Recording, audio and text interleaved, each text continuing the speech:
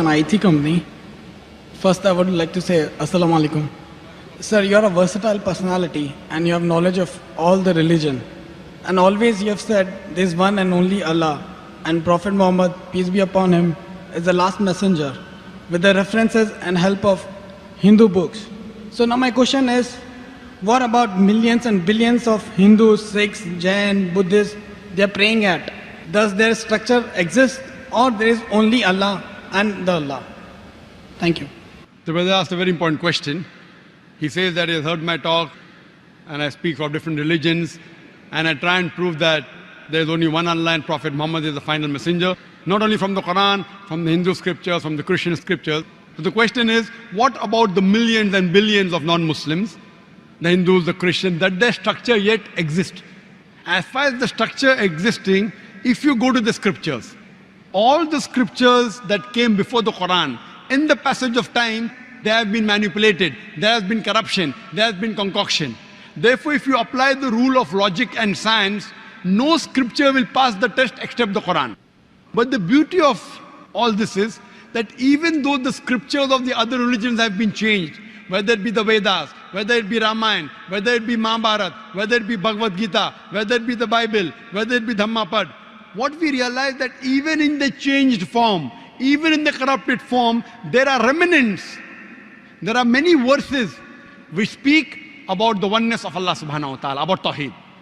Even though the scriptures have got corrupted, there are parts which yet say that Prophet Muhammad is the last and final messenger. So what I say, that if they do research, and if they really want to be a good Christian, as Jesus Christ, peace be upon him, said, it's mentioned in the Gospel of John, chapter number 16, verse number 12 to 14. I have many things to say unto you, but ye cannot bear them now. For he, when the Spirit of truth shall come, he shall guide you unto all truth. He shall not speak of himself. All that here shall he say. He shall guide you to truth. He shall glorify me. So here Jesus Christ, peace be upon him, is telling his followers that there is a messenger to come, Prophet Muhammad. If I give you the message now, you will not be able to grasp it.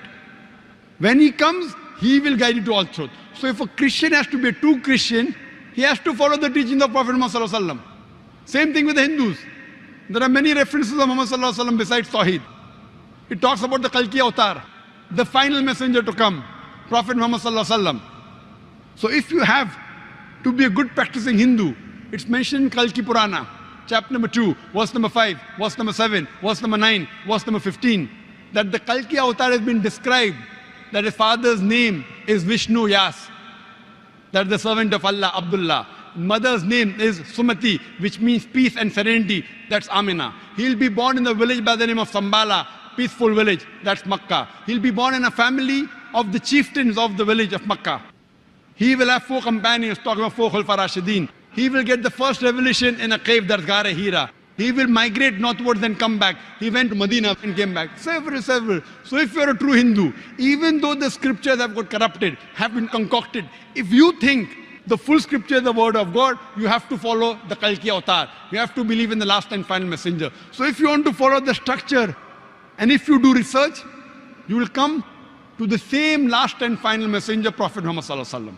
Same with Buddhism, same with Judaism, same with Christianity, same with Hinduism. So what I tell them, based on the verse of the Quran of Surah Al-Imran, chapter number 3, verse number 64. Ta'alaw ila kalimatin sawa'in bayna bainakum. Come to common terms as between us and you. What is different, we keep it aside. What is common, let us agree. Let us follow. The first thing is, Allah na'budu illallah, that we worship none but Allah.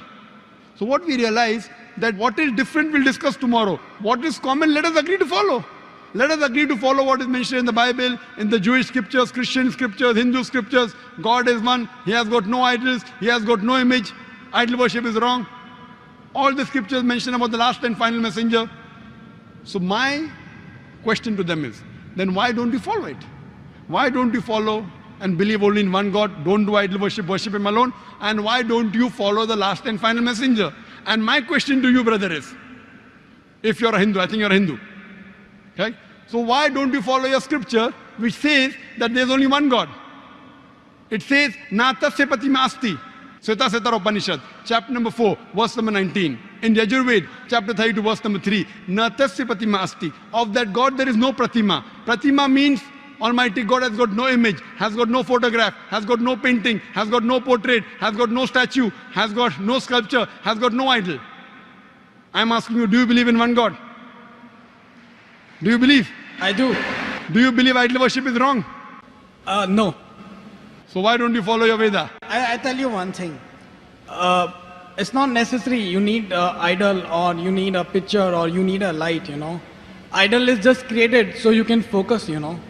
It's for few people, those who cannot focus, for them, I mean, there is an idol so that you can focus properly. Correct. This is what is said to me by the Pandits. They tell me, Dr. Zakir Naik, we have read the scripture, we agree with you totally.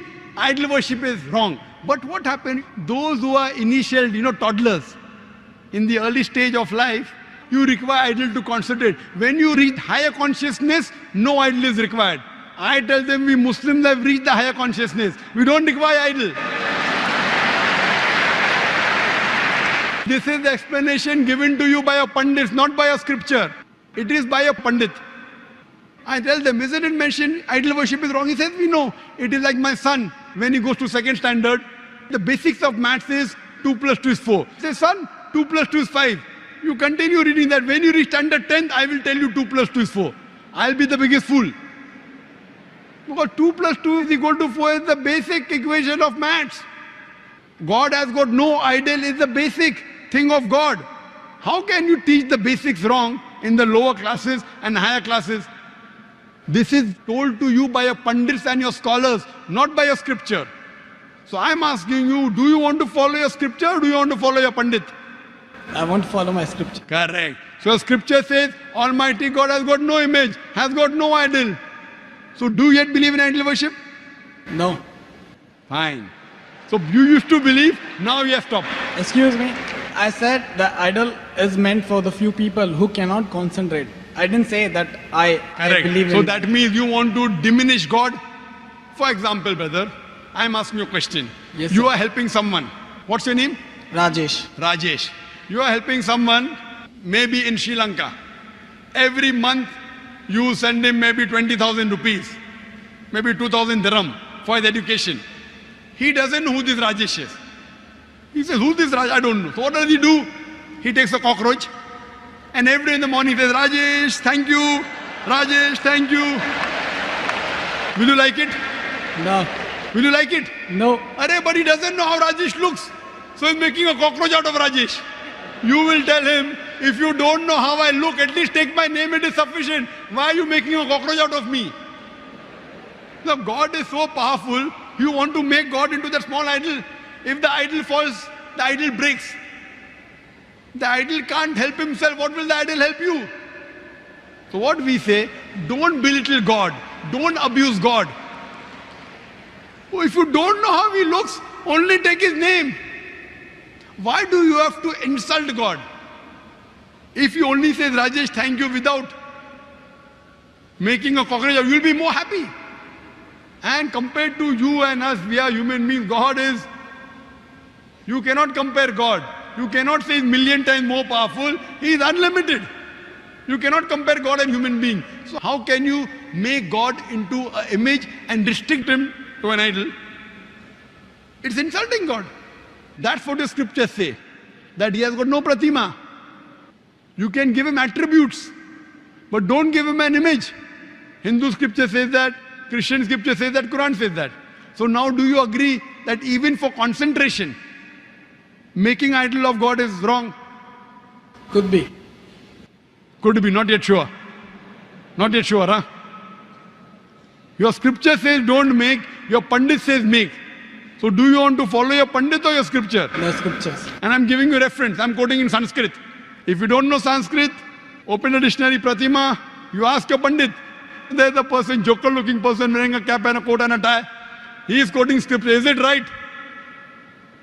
If you can't find the book, you can go to our center in Bombay IRF. We have all these scriptures. So I'm trying to get you closer to your scripture.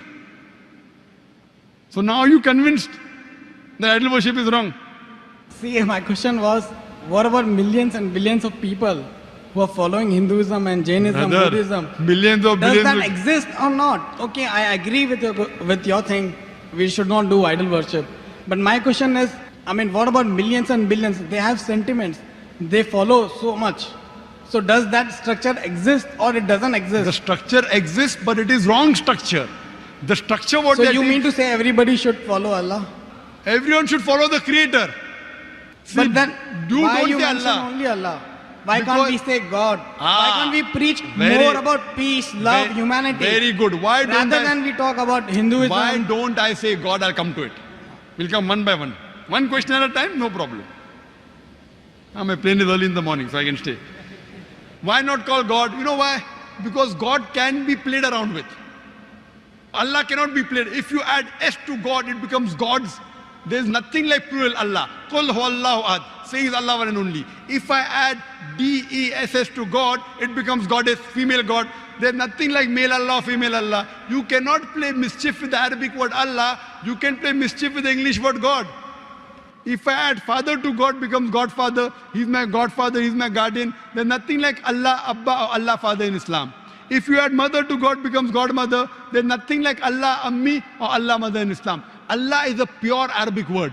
You cannot play mischief. Same way, Khuda. You can have Khudadar. Ishwar becomes Parmeshwar. All these words can be played around with. You show any other word which cannot be played around, I will use it, no problem. It should not go against the definition of Allah subhanahu wa ta'ala. I'm saying in Arabic, but when I speak to non-Muslims, I sometimes use God. Knowing very well that God is not the appropriate translation of Allah. But while translating even in Shahada, I'm using the word God.